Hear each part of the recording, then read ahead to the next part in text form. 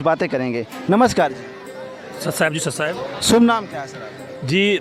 वैसे तो राजकुमार दास, जब परमात्म प्राप्ति के विषय में संत रामपाल जी गुरु महाराज जी का सत्संग सुना तो अब दास बन गए हैं। वैसे राजकुमार अवस्थी, छतरपुर जिले से।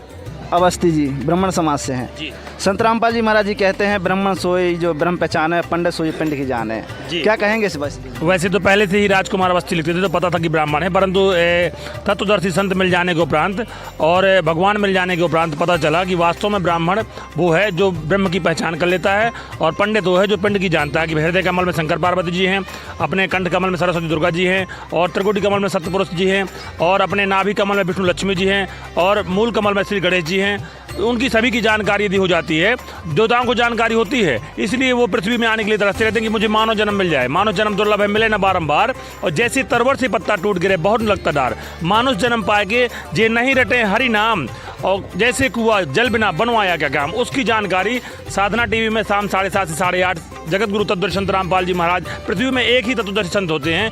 वो हम लोग पहले टीवी की चैनलों को सरकाते रहते थे और अन्य संतों के अनुभव और कथाएं सुनते रहते थे, पर जब जगत गुरु तत्वदर्शी संत रामपाल जी महाराज जी का सत्संग सुना तब पता चला कि वो सारी कथाएं थी और सत्संग पृथ्वी में यहाँ है। और भगवान कृष्ण गीता जी में अध्याय नंबर 15 के श्लोक नंबर 1 से 4 में जानकारी दी है। ऊर्ध्वमूलम अधः शाखा मत्स्वथम प्राहुर अभ्यम छंदांसी यस परनानी यस्तम वेद सवेद वेद। जो सही वेद से जानकारी देने वाला तत्वदर्शी संत है वो अर्जुन उसकी खोज कर उससे आपको उस परम पद की जानकारी मिल जाएगी, उस परमात्मा की जानकारी मिल जाएगी, जहाँ जाने के बाद जीवात्मा फिर पुनरावृत्ति में नहीं आती।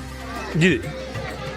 एक और बात जानना चाहेंगे, आज देखा जाए तो आज मकर संक्रांति का दिन है, त्यौहार का दिन है। ऐसे में लोग अपने ससुराल जाते हैं, और बुंदेलखंड में देखा जाए तो घड़िया गुल्ला कहते हैं, वो लेकर अपने ससुराल जाते हैं, और इस मौके पर आप सत्संग में आए हैं, क्या कहेंगे इस विषय पर? जी, मानुष जन्म जैसे बताया कि मानुष जन्म दुर्लभ है, मिले न बारंबार। मानुष जन्म की जानकारी, सही जानकारी तत्वदर्शी संत जी ने जो मुझे बताई है, और भी जो यहाँ पे जो भगत लोग आए हुए हैं, यह जिला स्तरीय सत्संग यहाँ पे छतरपुर में हुआ है इस मिलाप गार्डन में, और हम लोग महीने में यहाँ पे जिला स्तरीय सत्संग होता रहता है। तो इसमें जानकारी चली, पता कि आपको पहला उद्देश्य मानव का क्या है, जीव आत्मा को कल्याण कराना, आत्मा को वहाँ सत्संग सुन करके और उस भक्ति से आत्मा को वहाँ पहुँचाना, जहाँ जाने के बाद फिर जीव आत्मा गधे कुत्ते सुअर आदि की योनियों में नहीं आती है, जो कि 84 लाख योनियाँ बताई गई हैं। जोड़ की तो सब फालतू लगा रही। और बाकी त्यौहार तो ऐसे हैं, ये सब पहले लोग फुर्सत रहते थे, अब लोग इतने व्यस्त हो चुके हैं, हम ही लोग इतने व्यस्त हो चुके हैं कि अब त्यौहार की तरफ मतलब मन ही नहीं करता। अब देखते हैं आपकी बड़ी मुश्किल से पहले सभी बहनें आया करती थी रक्षाबंधन के लिए, अब आप देख लीजिए पूरे भारत में, पूरे हर जगह आप देख लीजिए कि 1-2 घर ऐसे होंगे बड़ी मुश्किल से बहनें आ पाती, क्योंकि उनके पास टाइम नहीं। कोई विदेश में बहनें हैं, कोई कहीं है, कोई कहीं है। इतना यहाँ पे काल का प्रभाव है, हर आदमी इतना व्यस्त हो चुका है कि अब कोई त्यौहार उनको, यदि त्यौहार में वो टाइम निकालता है तो यहाँ भारत में इतने हिंदू धर्म में इतने त्यौहार हैं कि सीमा से ज़्यादा त्यौहार है, तो फिर वो काम क्या करेगा। प्रतिदिन का 500 रुपये का प्रतिदिन का व्यक्ति खर्चा है।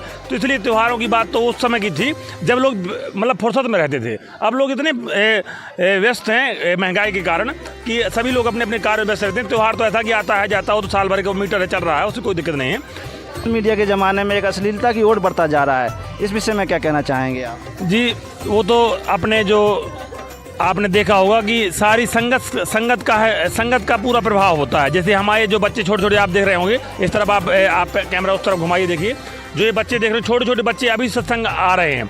अब जब ये अभी से सत्संग आएंगे तो इनके अंदर कुप्रभाव नहीं पड़ेगा और ये असंगति में नहीं जाएंगे।